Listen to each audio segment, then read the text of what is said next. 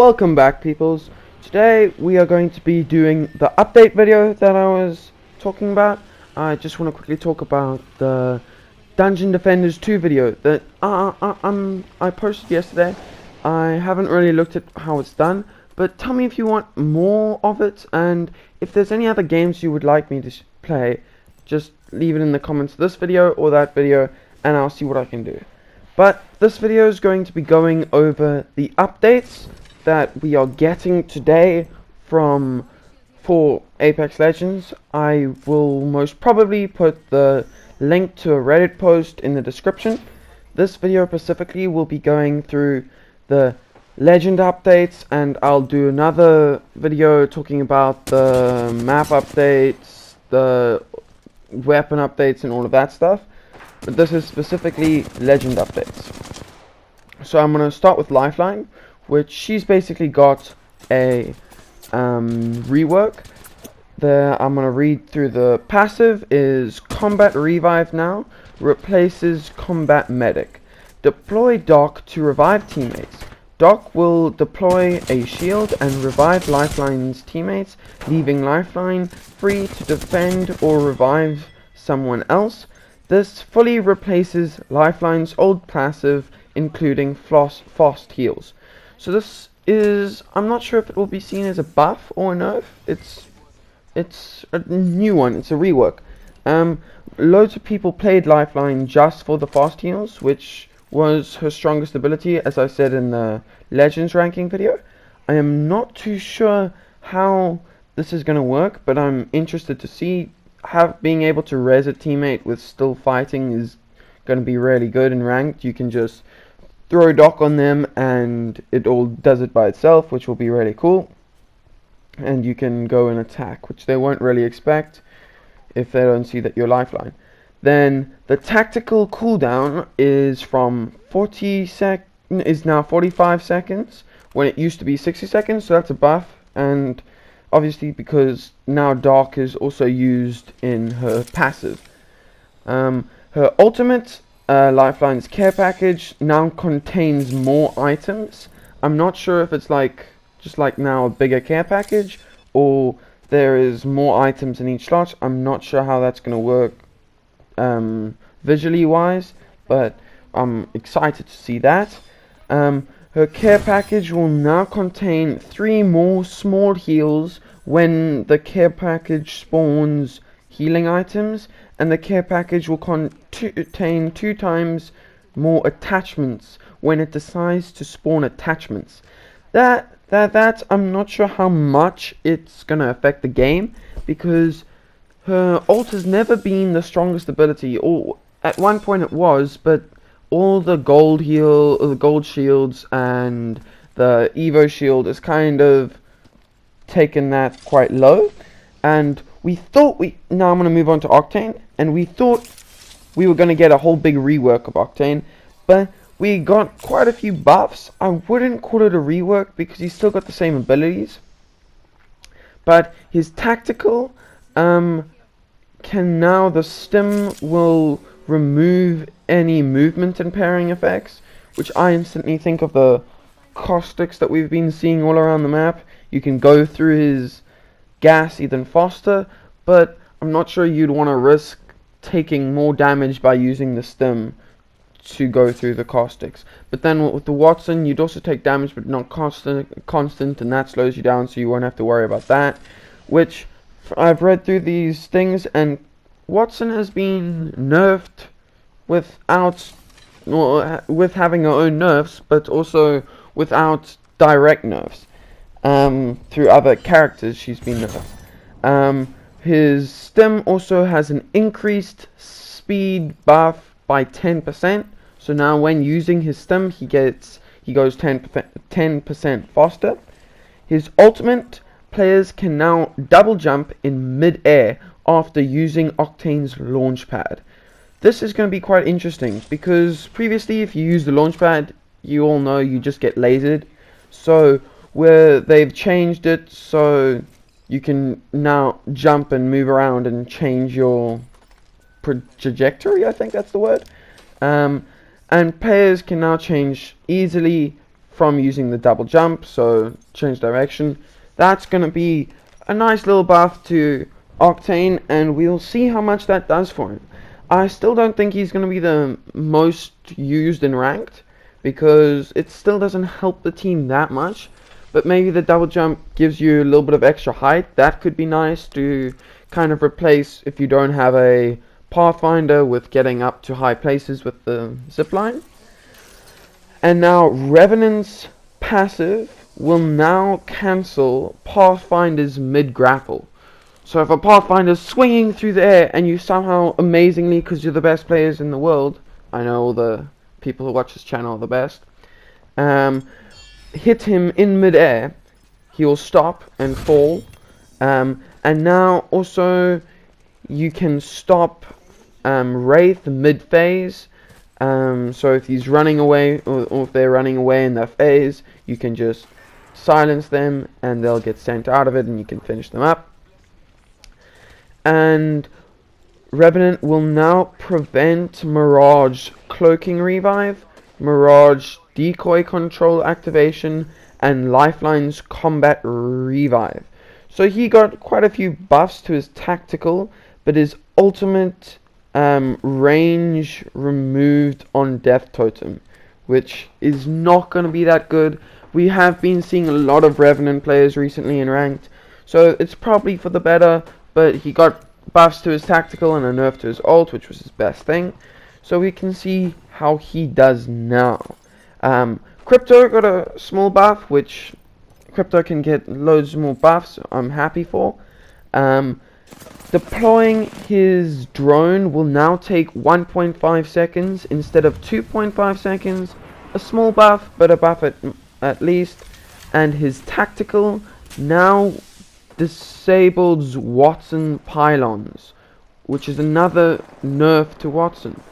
I think that Crypto is going to be played in high rank soon, because if you're playing against a Caustic Revenant, you just the Caustic sitting in a place, all you've got to do is EMP, you'll be fine, and they won't be able to do anything. And now it also practically destroys the Watsons. This is going to be a big buff. I think he'll be used a lot more, but we can see how it goes. Loba's tactical has also been changed.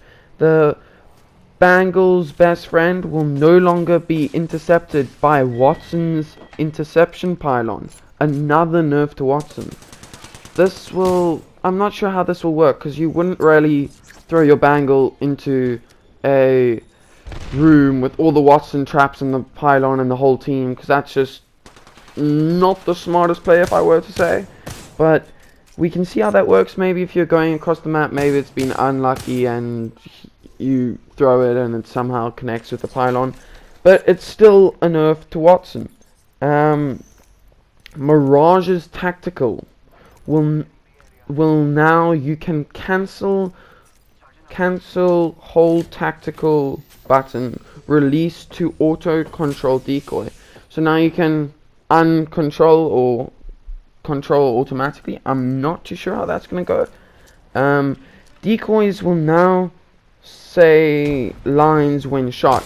That's gonna be that doesn't, I don't think, affect the game at all, but it's gonna be quite funny to see in all the different voice lines that come out of decoys being shot, and that's gonna be interesting. And here's quite a cool buff for Mirage. He will now will create decoys of the entire squad when skydiving, when still diving with your squad. This won't work if you split off from your squad, but if you're still with your squad, you can just click your decoy button and a whole group comes. I think that's quite strong, because then you just send all of your decoys, because I think you can make 2 when you're skydiving. Send a bunch of them going towards one house, and then you go to that house, and then people will think, oh, there's so many teams there, they won't want to go there either. So it's quite a cool buff. I'm not sure it's going to break the game. It won't break the game, actually, but we can see how it goes. Now for Gibraltar. Gibraltar has fast healings generated inside his dome, as we all know, but now it's been changed from fast heals from from 25% faster now to 15% faster. That's a nerf because that was quite a strong ability. I mean, I think they've really taken out most of the ways to have fast heals recently with the gold shields. Then the lifeline passives now out as well. Caustic got a nerf. Enemies can now cancel Caustic's toxic pancake things before they fully inflated, which is really going to be for the higher tier of play, because the more you use Caustic, they can just throw the pancake on you and you shoot it mid-air. That would be for the best of you to be able to get that shot, but it's still very strong, and it's a nerf that will hopefully lessen the Caustic players, but I don't think it will do that much, because you've really got to be good to shoot that while it's in the air or before it's fully inflated. And now we get to Wattson, who we've been seeing indirect nerfs on recently from what we've seen throughout the patch notes. The intent, this is what they say, I'm going to just read it straight. The intent of these changes is to create openings where enemies can breach Wattson's position. It is still possible for Wattson players to hold a position with a trophy in depth, but that should come at the cost of using ultimate accelerants. So we have seen lots of nerfs to Wattson. I think this is also trying to bring Caustic to a similar level, because her pylon was just doing so much, but now Wattson pylons last 90 seconds. I'm pretty sure they just lasted as long until they get broken previously, which was quite strong. But so that's a nerf. But we got Wattson's can now have 3 pylons out at a time. That's going to be really strong. 'Cause when you have one, obviously it only has one safe area, but now you can have more than one and it will be more safe areas, and that's going to be a really big buff. But still, there's a lot more ways. They will die sooner, they will break, I don't know what else to say, after 90 seconds, so that's going to be quite a big change. And then also her passive is that you can use one ultimate accelerant to get a full ultimate, which is going to be used a lot more now, and they're seeming to more focus on it. But now you can stack 2 ultimate accelerants per inventory slot. That's going to be really nice, because now you can actually have all the things. You don't need to give your Wattson the biggest bag. You probably should still, because she's got to put a lot of ultimate accelerants in, but it's less of a need. Now, the last character I'm going to speak on is Wraith, and this is what they've said about Wraith. Increasing Wraith's tactical cooldown was proven to be ineffective at curbing, I don't know how to say that, her exceedingly high win rate and kill rate. These changes are meant to I don't know what to say there, but Wraith's players from using Phase Walk as a get out of free jail card and moving it into more of a repositioning and scouting ability. So they've been struggling with Wraith over her being such a strong character, and her ability, the idea of her abilities being such powerful.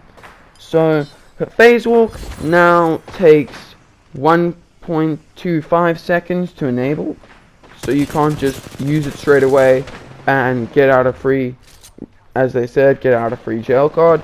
You can't use it mid-fight, and during this time you'll receive 20% move slower. That is making sure you don't use it during a fight. So you can't just get a whole team shooting at you, click this button and you're safe, you move to cover. But she got buffs to it as well. While in the Phase Walk, Wraith will go 30% faster.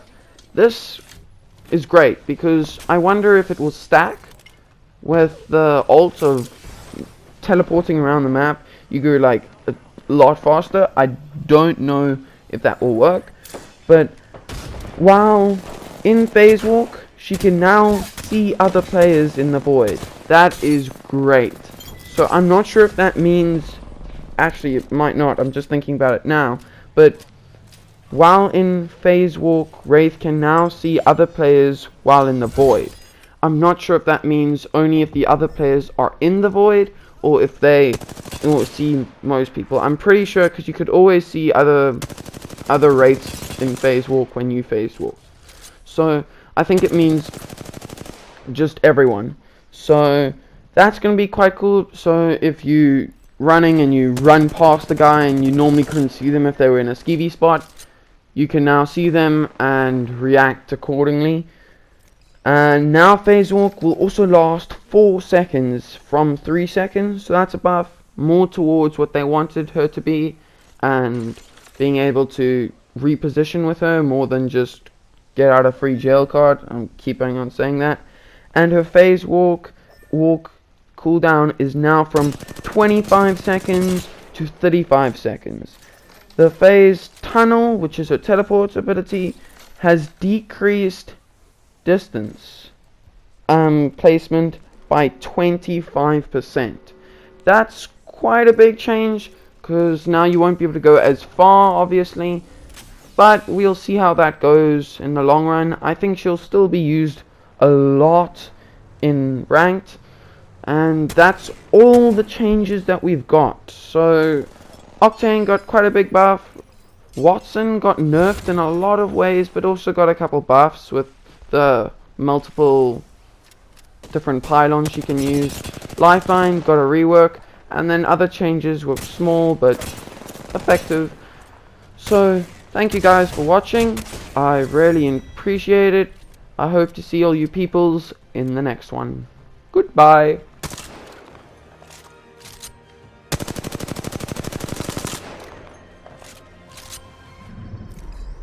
You are the Apex Champions.